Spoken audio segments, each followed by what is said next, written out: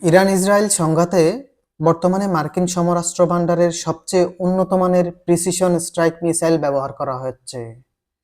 লক্ষ্যবস্তুতে নির্ভুলভাবে আঘাত হানতে সক্ষম এই ক্ষেপণাস্ত্রের একটি ইউনিট তৈরিতে ব্যয় হচ্ছে প্রায় ৩৫ লাখ মার্কিন ডলার।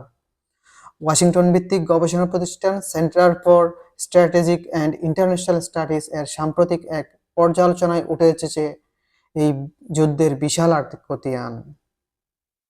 এই অভিযানের প্রথম ১০০ ঘন্টায় ইসরায়েল ও যুক্তরাষ্ট্রের সম্মিলিত খরচ দাঁড়িয়েছে $৩৭০ কোটি, যেখানে প্রতিদিন গড়ে ব্যয় হচ্ছে প্রায় $৯০ কোটি মতো।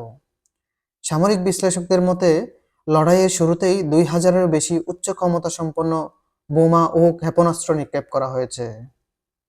ব্যবহৃত এই অস্ত্রভান্ডার পুনরায় গড়ে তুলতে আরও প্রায় $৩১০ কোটি প্রয়োজন হতে পারে, যা দৈনিক খরচের হিসেবকে আরও $৭৫,৮০,০০,০০০ বাড়িয়ে দিচ্ছে।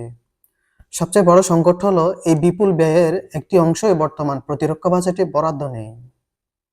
ফলে এই বাড়তি অর্থের সংস্থানের জন্য পেন্টাগনকে খুব দ্রুতই মার্কিন কংগ্রেসের কাছে বিশেষ অনুমোদনের জন্য আবেদন করতে হতে পারে।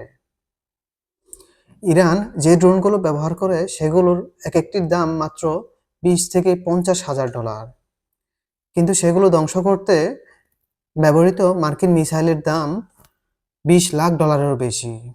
অর্থাৎ খরচ হচ্ছে ড্রোনের তুলনায় ১০০ গুণ বেশি।